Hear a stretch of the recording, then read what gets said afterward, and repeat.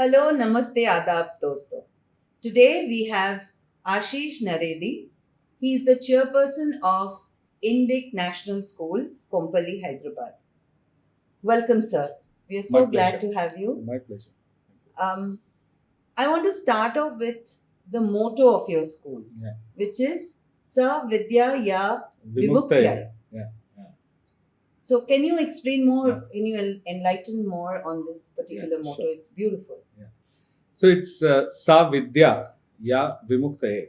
So if you translate it in simple language, it is education that liberates you.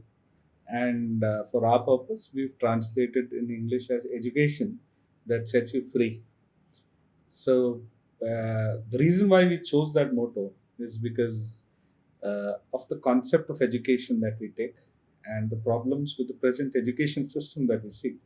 So if you look at any normal person who's been educated, he is filled with several complexes and mindsets. Uh, let's say he's a middle class guy. Oh, you are a middle class guy. You shouldn't dream so much. You look for a good job. Don't look at business. Don't look at fine arts. Don't look at music. Don't look at acting. Now, what does a natural born artist do in such a situation? What does he or she do in this education system?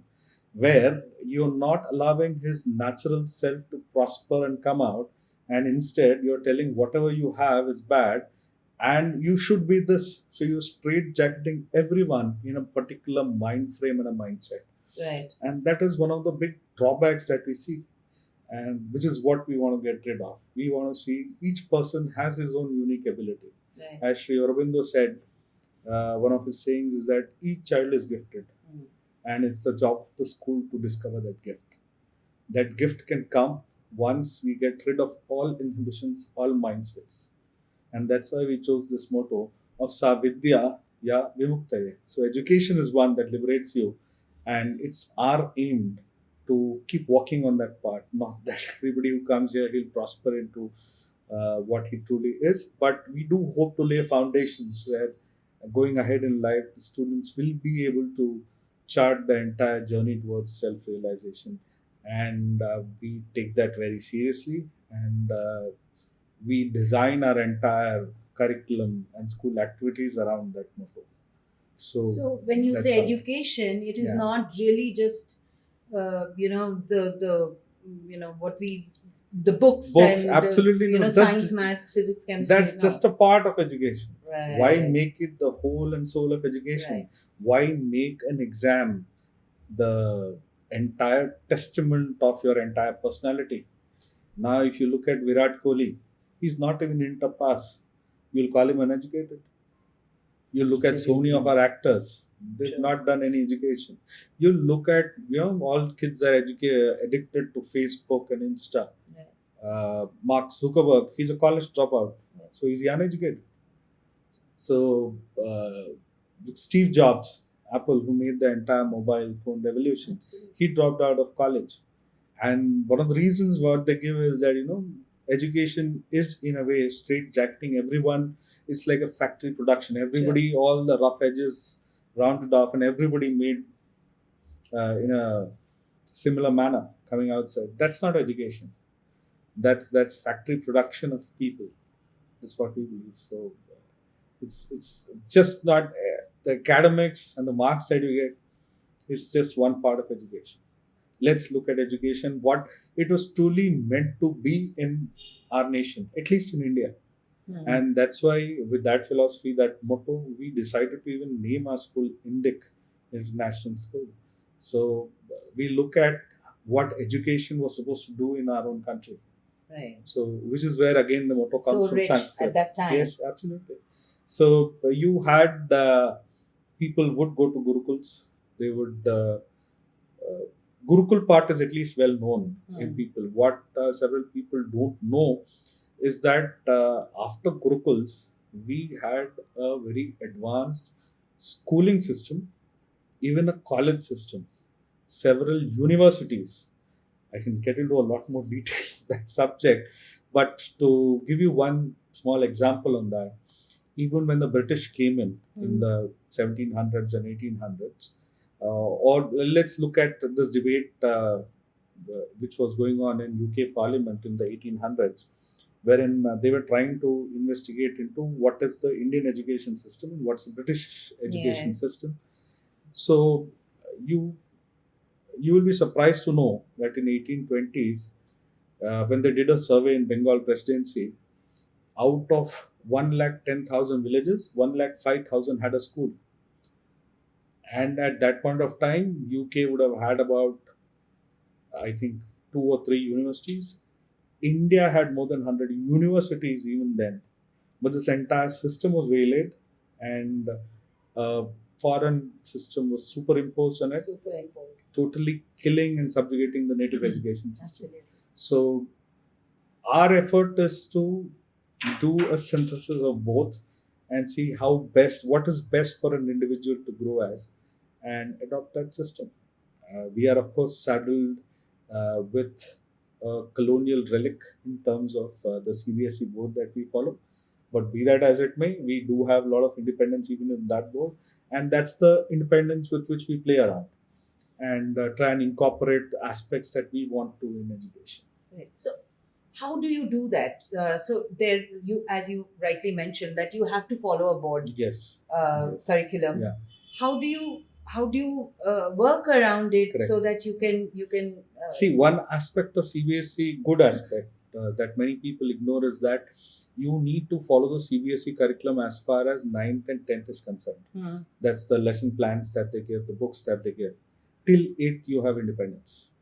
Oh. Okay. So while broadly you will keep following their curriculum, but you get a lot of independence in terms of how you want to structure those subjects and how you want to structure those lessons. That's one. Two, you have a lot of independence in terms of the pedagogy that you adopt. So even if it's the subject of physics, what you teach, the content might not change, but how you teach can change. And that need not be that you open the textbook and you say, this is what it is, this is Newton's laws of motion, and please learn it by heart, come and reproduce. So you can move to a system where you stress on understanding. So the pedagogy is in your hands. So if I can give you instances of how we are making certain changes in our school. Yes. So like I said, everything is tied to our philosophy. And when we said if we've got to give students an education that will help them know themselves and then know the world and then finally realize what their true worth is, we felt the knowledge of Sanskrit is compulsory, is necessary. So we perhaps will be among the very few schools, I think certainly the only one in Hyderabad, which has made Sanskrit compulsory from LKG till grade 8. Oh. Yeah. So we do the CBSE subjects. Medium of instruction is English. Okay. You will have your second language, mother tongue. Whoever has Hindi, he will learn Hindi. He or she will learn Hindi. Whoever has Telugu, they'll learn Telugu. With that, we add in an element of Sanskrit. So that is a compulsory subject? Yes. For that is from the school. everybody For across- everybody. Everybody. Okay. And now the innovation in terms of how we teach Sanskrit, there are no textbooks. Okay. There's no exam for Sanskrit. Learn the language just for the pure fun and joy of learning the language. Try a subject where you remove the fear of exams from the student's mind. This is Sanskrit. Let's converse in Sanskrit, and we stress on spoken Sanskrit. So if you remember, I don't know, had you ever studied Sanskrit in your school, college? I did. So many of your friends, you can check with them. Whoever takes Sanskrit. My mother did. My mother did so a specialization. But a lot of my friends did that in intermediate. The reason we take it is because we say it's a scoring subject. That's what she used to say. And the fun part or the funny part is that Sanskrit paper is also written in English in many places. You read Sanskrit and then you write an English translation. So ultimately you're writing English, you're writing a bit of grammar, and you're getting 100 marks. Oh. So you saddle so much of grammar that the joy of learning that language is killed. Right. So I'll give you my instance. I joined one institute. I said, no, I need to learn Sanskrit. So I went there, and then the grammar, vibhaktis, Ramo, Rama, Ramaya. Anybody who's done a bit of Sanskrit will relate to what I'm saying. And you get so drowned in it that you say, no, this is not for me. ये मेरे बस का नहीं है. It's too tough a language. You let it be. We don't do that. We do it in a very fun and playway method, and it's only on spoken Sanskrit. So, a simple instance, I would say, Mama Nama Ashishah Bhavatyaha Nama Kim. Mm. What did I say? So, my name is Ashish. What is your name? Simple. You learned one sentence. Sentence by sentence, sentence by sentence, as much as you can use. We keep building it. So you should see some of the ways in which Sanskrit is taught in our class. So to teach numbers, how do you teach numbers? We'll play hide and seek in the class. You go and hide under the bench. So you count 1 to 10. Ekam, dve, trini, chatvari, pancha, shata, sapta, ashta, nava, dasha, and then they go out searching. So now the other aspect, if I can sneak in here, if you need to have such an interactive classroom, you can't have fixed benches in the classes. Sure. So if you come to our school, you will see that each student will have an individual desk and a chair, nothing fixed. So when the class teacher needs to teach something, they can have a classroom setting. When they need to discuss something, we can change the configuration into a conference room. When you're playing games like this, we can push all the furniture to the side, and then you can have theater, you can have dance, you can have music. So right from LKG till grade 10th, we have classroom setting where we have this such flexibility. But coming back to Sanskrit and your main question of how we bring in elements of our teaching and how we innovate in our school. So this is the way we are teaching Sanskrit. Sanskrit is a novelty. We also feel that music needs to be taught to everyone. They need to develop appreciation for music. And there are various other aspects in which I'll not get into right now. So music is again a compulsory subject for everyone in our school. Beautiful. Yeah. And we wanted the best people to teach that. So we've had a tie-up with Shankar Mahadevan Music Academy. And the curriculum set by Shankar Mahadevan is taught by a teacher trained and in a curriculum developed by them. So that's again a part of our school. Now, if we want to take the students seriously towards a journey of self-discovery, we need to bring in techniques and practice of meditation into the school. So our daily routine in the school starts with about 5 minutes of meditation. This starts from grade 5 onwards. Prior to that, it's a minute or two of silence, because when the kids are brimming with energy, let's just close our eyes, sit and relax for 2 minutes. And for grades 5th and above, we've introduced a technique of Anapanasati, which is the foundational technique in Vipassana meditation. Vipassana meditation, a lot of the viewers would have heard of it. So we had one day when the Vipassana teacher came into the school. Everybody in the school, students, teachers, management, including myself, security staff, housekeeping staff, we sat for meditation together, and we had, I think, about a 90-minute session where it was introduced, and then every day a 5 minutes follow-up. Then every month we have a 45-minute short revision workshop by the Vipassana teacher who comes into the school. It will be a little, perhaps, a lot of kids might not be really interested in it, but at least they will get a taste of it. And everybody runs into some difficulties sometimes. Maybe you get less marks, or maybe the parent has scolded you. That's where perhaps some of these techniques will come. Oh, let me not stress about it. Let me just observe my breath.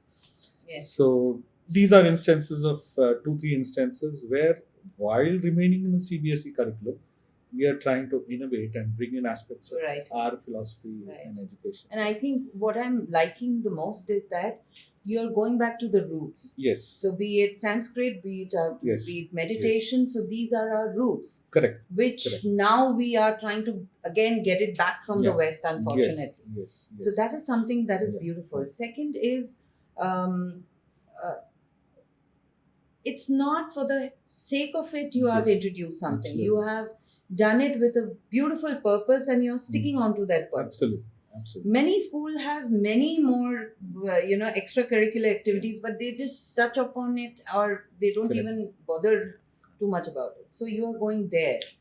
And as far as the children meditation is concerned, forget about the children. I mean, it has taken me so many years to even understand the importance and the what all it can do for you, Absolutely. meditation. Absolutely. So today probably the children are not understanding in Yes. that level, Yes. but tomorrow when it becomes a habit, tomorrow they can understand Absolutely. what is the Yeah. what is the depth.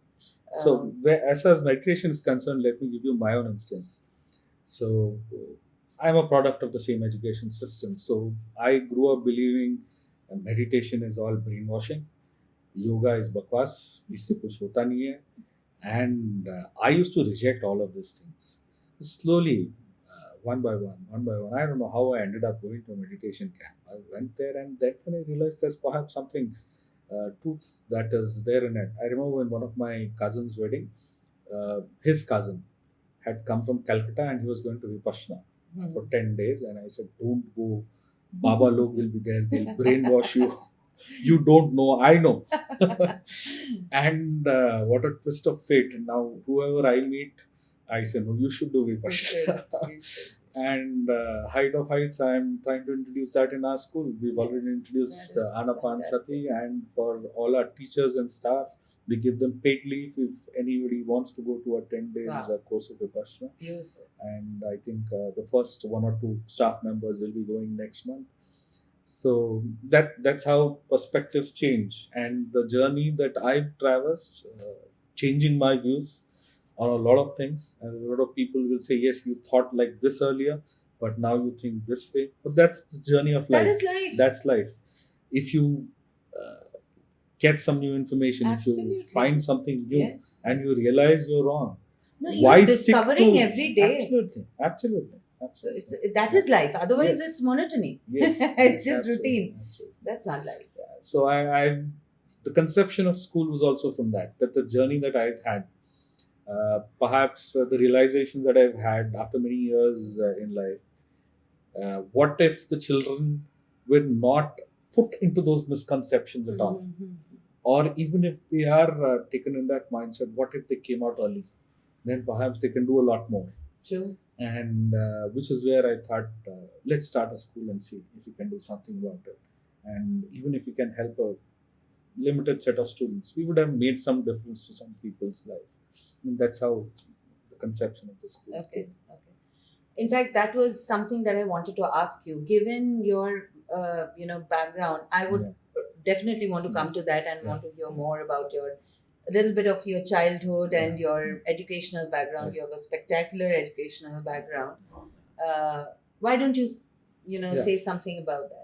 Yeah, see, I was the head boy in my school, pretty popular in my school. I was the acha bacha of my parents and the blue-eyed boy, if I can say, of all my teachers. So, whatever. In which school did you study? I did study from St. Paul's High School, Hyderabad. Okay. And so whatever our education system grooms us into, I was groomed very well in that, which is why I said that I thought India has nothing to offer. India is such a backward country, and the West is where the real technology and science is. All our spiritual practices are humbug, rituals are humbug. Yeah, so after schooling in St. Paul's, I did my intermediate.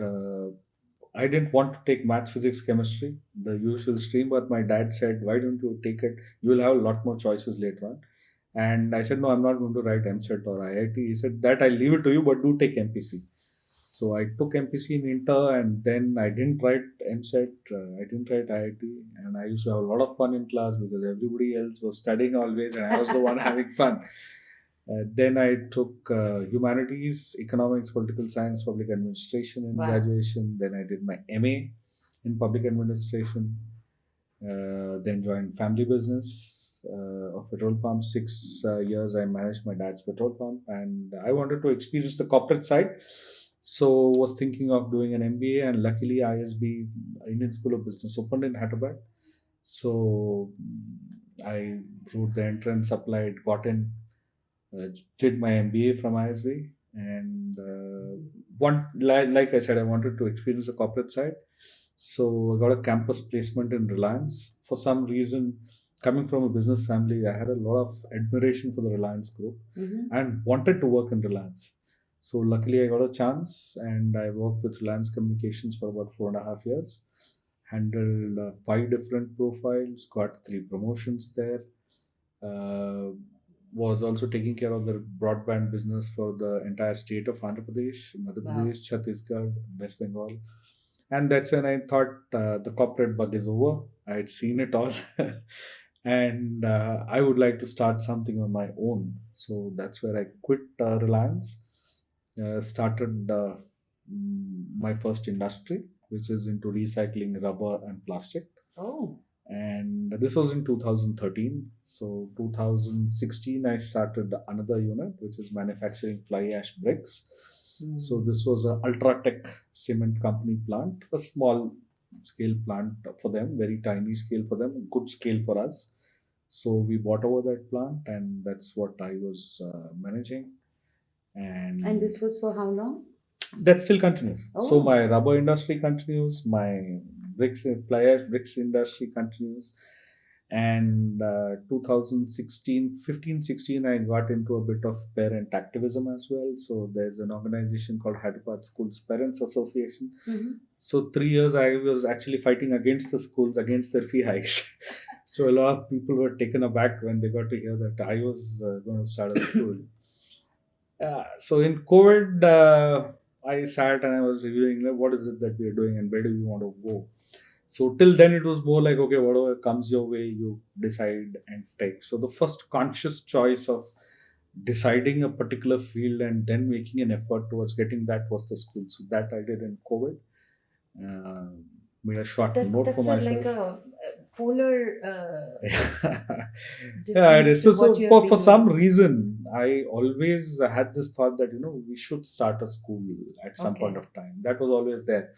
So my involvement in the parents association, I think, was the last trigger, and that's where we set out starting looking to start a school. The essential goal initially was, of course, we should provide a affordable model of Mhm. school. You should have the best of infrastructure possible, second to none, and at a price point which is at least half of what every other school does. Fantastic. So that's the goal with which we started. And once that thought had come in, and of course, we had a lot of other issues with the education system also.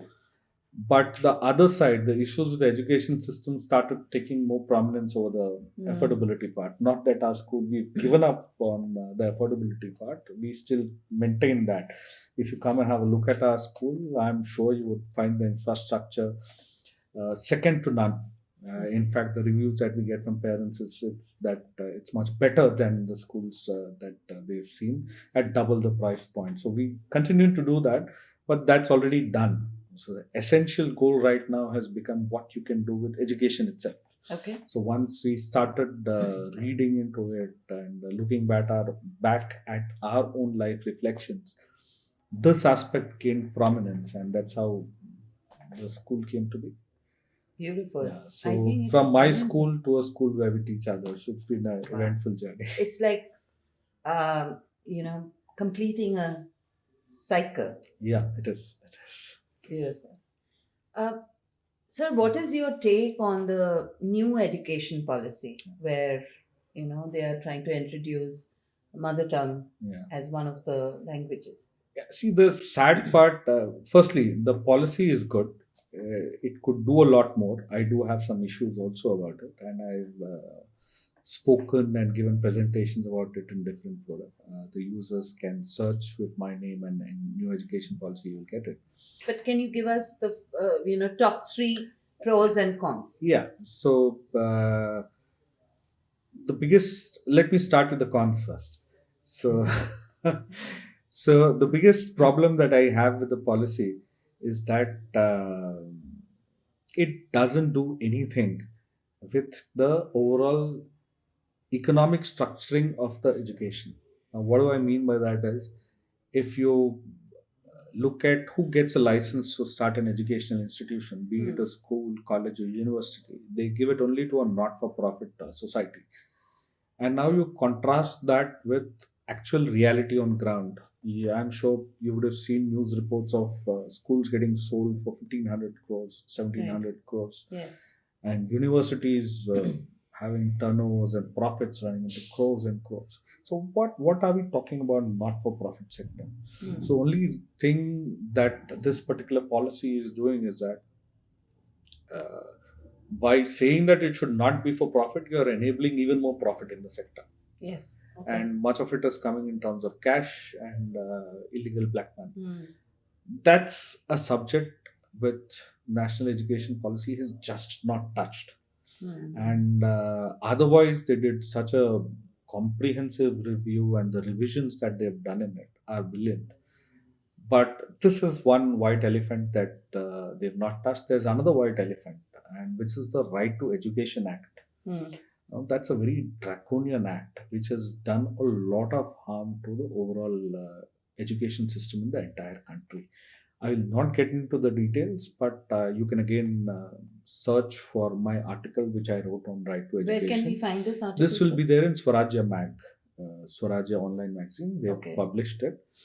I think I wrote something on the lines of the worst legislation that our country has ever come up with. Okay. So these are the two major cons that we have, but the big positives as well. So the biggest positive that I find as far as school education is concerned is the structuring that they've done in terms of the high school. So right now, when we talk about schools, we talk about a 10+2 system. True. What the new education policy does is, not getting into a lot of other technical details, but 10+2, you can imagine it restructured as 8+4. 8+4, yes. Okay, so what they do is high school till 8th, and then from there's a 9th, 10th, no, they haven't given the board in the final policy. You will still go to 9th standard, and from 9th to 12th, you will have a semester system.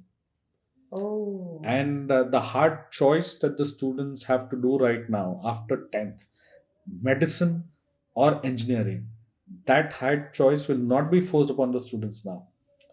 It's going to be a major and minor system, which people who've done graduations, many of them might be aware of. But to give it out in simple terms, it will be that, you can take biology in semester 1 in 9th standard. Then if you don't like it, you can leave biology. Second semester, you can shift to maths. If you don't like maths, you skip it. And then in 10th, in the first semester, you can again take into humanities or social studies. So that bit of flexibility is there. But if, as a student, if I'm trying to change according to my one way, it is good that I'm trying out all the subjects to understand where my acumen lies. Right. But then when we have to appear for the boards. Yeah. So the way the boards run is which is where I said the major and minor system. So let's say in post-graduation, usually that system is followed. Let's say in an MBA, you would say, what's your specialization in? Is it marketing or strategy or finance? Right. So similarly, if let's say the NEET will continue for your entrance examinations into engineering and IIT JEE will continue. So if you want to appear for NEET, you will need to be a major in, let's say, science or in biology, right? So you will have to do a course related to biology in each semester. So there are some courses which will be like, if you want to be a major in biology, then these courses are compulsory for you. You can't skip them. So let's say if I want to go into JEE, okay? Yeah.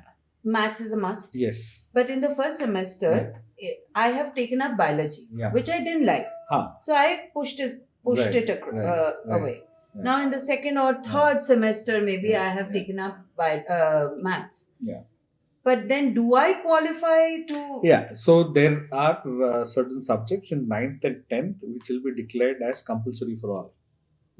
Okay. And so you have certain compulsory subjects and certain optional subjects. So you will get that leeway in optionals. Okay. Right. So let's say you want to write NEET or JEE. So you'd say, no, math is compulsory in 9th. This math I will take. And then you will still get a choice. If you don't want to do it, you let go of math. Or let's say you've taken biology in 9th and you would also want to do a bit of math. Right. So once you go to 11th standard, there will be a few optionals in maths that you'll be able to get. Let's say trigonometry could be one. Let's say calculus. I'm just giving out Right. simple examples. We don't Right. know what's there in the curriculum, but you'll get an option to do that. Or why even trigonometry and calculus would be perhaps too complex. If you would want to understand just basic statistics in terms of being able to read a lot of statistical reports and do a bit of data analysis. Data analysis could be a new subject which would come in. So you would get that as a choice. So there's a lot of flexibility which is being built in. That's the biggest positive that I see coming out of national education policy. Right. And the other aspect, what you said, promoting the education in mother tongue. Now that has not been made compulsory. Okay, so and I don't think making it compulsory is advisable. So that's again a good feature about it. They do try and take a few steps on language policy, but I think a lot more needs to be done, and it's a big subject. Language is again something very close to my heart, and the kind of language policies and how English is being imposed on our system. So again, you might think that I'm trying to promote some of the talks that I've given, but I give a talk precisely on this subject also of the language policy, and you can perhaps check it out. A Where lot of can we interesting. check that? You'll find a lot of them on our school website Okay. and some of the videos that I've given. Okay. But this I think was at a Indic Global Education Summit. Okay. You can type Naredi and education policy, you should be able to get it. All of these talks you should find on our school website. Okay. So that's another positive. But then if it might not be compulsory, but then don't you think the school should be equipped with Yes. all the teachers Absolutely. ready to True. teach the children? Yes. That's going to be a challenge. And CBSE is yet to come out with a detailed guidelines in terms of how they're going to implement it. While they've given subjects choices that you will have to, they've divided subjects into different categories. So one is humanities, one is sciences, one is mathematics, and information computer technology, and so on and so forth. But what exactly will be the content of it, and how exactly do we go with translating the intent of the policy in effect in the school? A lot more details need to come in. So by when do you think it will be implemented? They haven't given the deadline. Okay. I am assuming maybe a year or two. I'll have to check, or in the past few weeks or months, if they've come up with some circular, I'll have to check.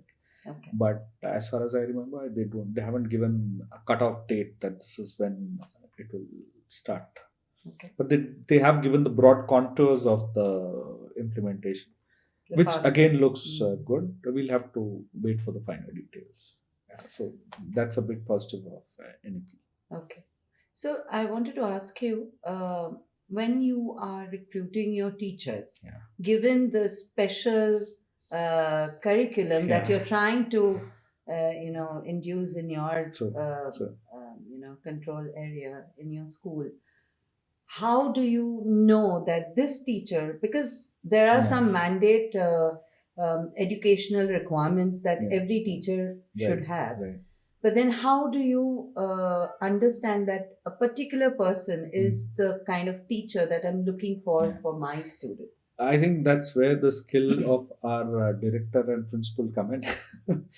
And we have a complete sync on what we are looking for in a teacher. And the first and foremost thing we look at is the overall nature of the person, how he or she is as a person, whether they love to spend time with kids or not, and how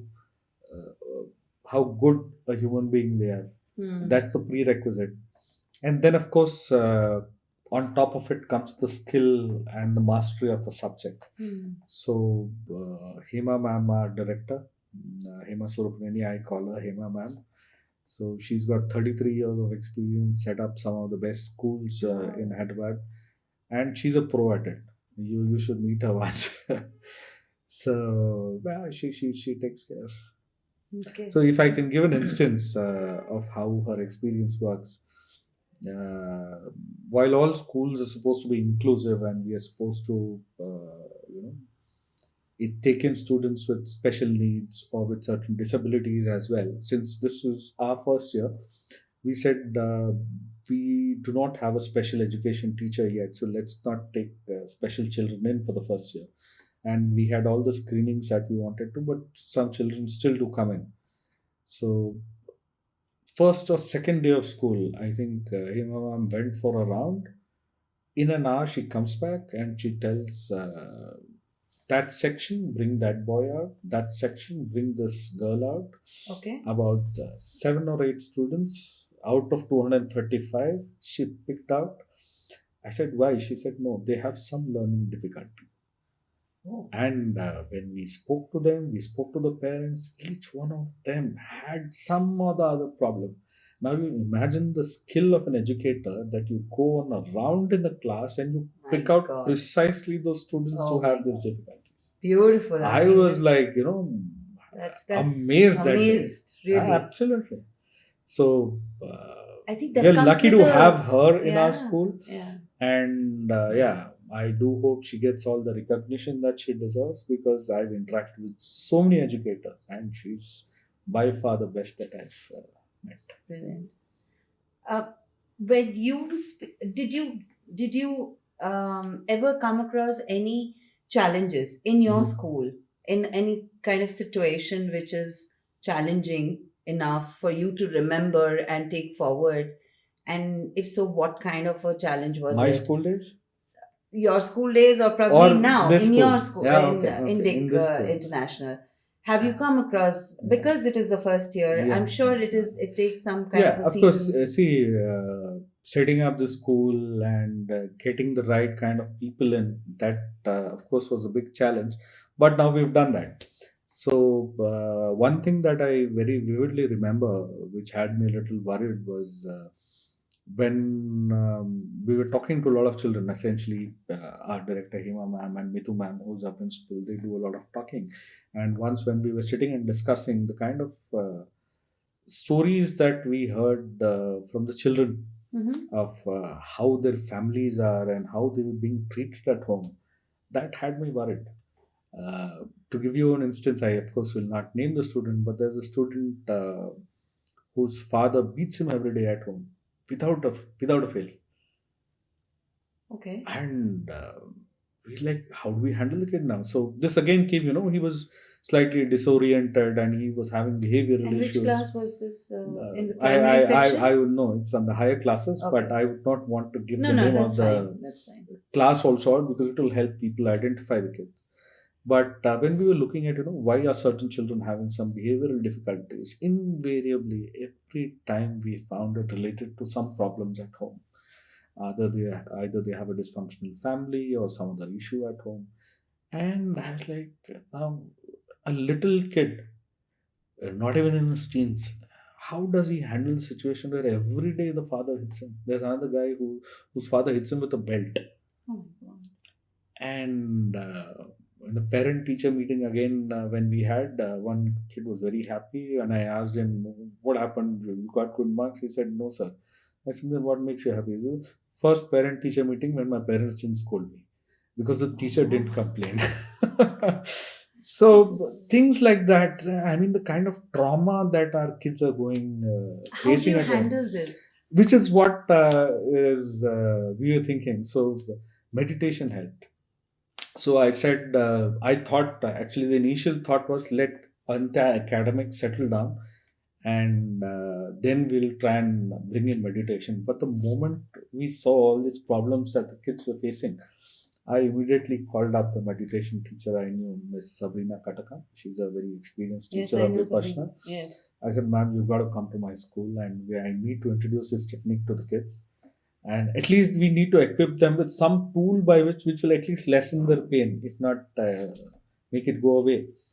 And you can't even confront the parents directly that this is what the kid told us, because then we don't know what further music the kid will face at home. So that's again to the skill of our leadership team, Hima ma'am and Mitu ma'am, wherein we call for separate meetings with the parents without telling them that this is what the kid has said, trying to counsel them that Mm. what happens in home gets reflected at school. True. And also, So it kind of puts an imprint on the yes, child's yes. psychology So for the I entire still life. shudder. I've seen some of those kids talk, and I was like, no, this is not the childhood that the Yeah. kids deserve. Yeah. But we can do only as much as we can. So we said, okay, let's at least try and equip them with something which will Mm. give them the strength and the mental strength, more importantly, to deal with such things. So one of the things is meditation. I do hope it helps. I will have to see how they take it. But yeah, that's at least something that we're doing, and we are at least keeping a track of all the students where we get to know that they have some problem. Mm. So that's one thing that keeps weighing on the mind, that we should do something Yes, to I think, yes. have their It's a childhood, very so that the difficult, childhood very does not. tricky Absolutely, situation. absolutely. I never imagined, of course, when we started a school, that we'll be dealing with issues like this as well, Right. Right. wherein you can't do anything about their Right. personal issues. You have a limit Yes, after absolutely. which you cannot, you know, So go that beyond also that. gave me an idea in terms of how big the responsibility it is of having a school, Yes. that you've got to track all Yes. students. And I said, no, we should have a proper counseling session. We'll soon be appointing a full-time counselor as well, so that students can at least come out and pour their heart out to someone. I think that's another big thing. They need someone to talk to, I who they think. know that they will, the information that they give will not misused. True. So They can confide yes, absolutely. confidently. While all schools need to have a counselor, we are in the process of appointing one. Okay. We should soon be having that. But that's something that weighs on my mind, that we need to take care of those children. This is like the process of learning, Yeah, I think. absolutely. Oh my God. This was something new. I never anticipated that we'll be getting into Yes, issues like yes, this. yes. But yeah. So, what, according to you, you have seen so much of this world, the corporate world, the business world. Yeah. Now you're running your own school. Hmm. So, what, according to you, till date, is your biggest achievement? Biggest achievement. I think starting this school. That definitely is something at the top of my mind right now. Because you look at it, about 10 years back, I was in a 9 to 5 job, Hmm. and whatever CTC I was getting then, 10 years now, in times that CTC I am paying out as salaries. And while that aspect is there, it is school requires a lot of investments, and Right. it's not that we have with money bags where we had everything. So I don't know, perhaps some divine grace which guided and just kept on removing one obstacle after another, and the entire responsibility that we have on our shoulders now of influencing so many students, so Yes. many families, and so many lives. That is So true. that in a way is humbling, Hmm. and that we could get to this position, that also gives a sense of achievement, that okay, you're there. But do always remember uh, that others are looking up to you in terms of fulfilling whatever you've said.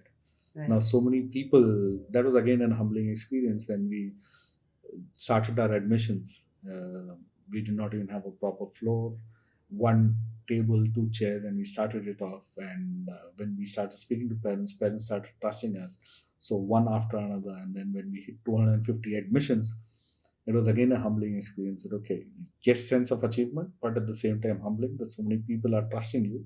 Don't let them down.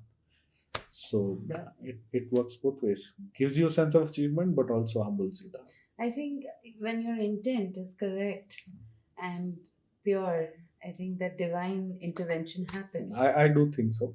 So, When I reflect back, had I thought that we could have actually pulled off a school few years down the line, I don't think I would have been so confident. But being there in that position now, there's some forces at work which are easing our work for us. Yeah. Our elders, our gods, you call it whatever. Yeah. But Some there's kind something of which has power. helped us. Yes, There's of something course, which has of helped course. us. Without that, it would never have Of course. happened. So, a normal day, Yeah. what do you do? What are your highlights of your day? Yeah. And I would tag another question Yeah. along with it. What is it that motivates you every day? Because I know it's a every day you are going there. So many people Yeah. are looking up to you. Yes. What motivates you? What drives you? What drives me, what motivates me is there's so much to do. There's so much to learn. Every day there is a new learning. It might sound very cliched, but it's a fact. And I think that again comes from the grounding of Vipassana, that you learn by yourself. Nobody can teach you anything. You learn by yourself. And if people have heard about the stories of Guru Dattatreya or Bhagavan Dattatreya, I recollect that very fondly. Some people asked him, who is your guru? So he said, I have 23 or 24 gurus. From the earth, I learn, that bears the weight of the entire world. From the atmosphere, I learn this. From that dog, I learn this. So, all routine things of nature and how he picks up lessons from that. And once you embark on your journey of self observation, and that's where you keep on realizing so much. And then there is the thirst to find out more about things, thirst to find out more about how we can improve education, what all there is that we can do. That keeps us going. Beautiful. That seems very exciting. Good. Okay, I had tagged another question with it. So I'll just modify it because Yeah, you said sure. this. What do you do in your relaxed time? How do you relax? I'm sure after all this, Yeah. it's daunting that you are kind of looked upon, but at the same time it is tiring, I'm sure. Yeah. What do you do? What is that special thing that See, you do when if you you're look at it for a fact, when you do something you enjoy, especially when you're running an institution like a school, it is not taxing. Work itself is relaxation. Work itself is pleasure. That's so And beautiful. yes, physically you do get tired sometimes, and when you're tired, you're with yourself, you're with your breath, and that relaxes you. Plus, a lot of reading. So I do spend a lot of time on Twitter as well. Okay. Not getting into slanging matches, but there's a lot of excellent content which is there, social media. So that's what I pick up, and then there's a lot of reading that I do. Anything that I get interested in, intrigued in, I'm not satisfied till I get to the depth of it. So that again keeps you investigating, keeps you reading, and that's how I've also developed varied interests. And that relaxes me. Something new to learn, something new that I've learned, that gives a certain different kind of a kick. That okay, yes, I've realized this, or I've got to know about this, and that's very relaxing. Okay. One last question. Yeah. I want to know, how would you define leadership? What does leadership mean to you? Define, I don't know, Or but probably what does it mean to you? How do you see leadership? Yeah.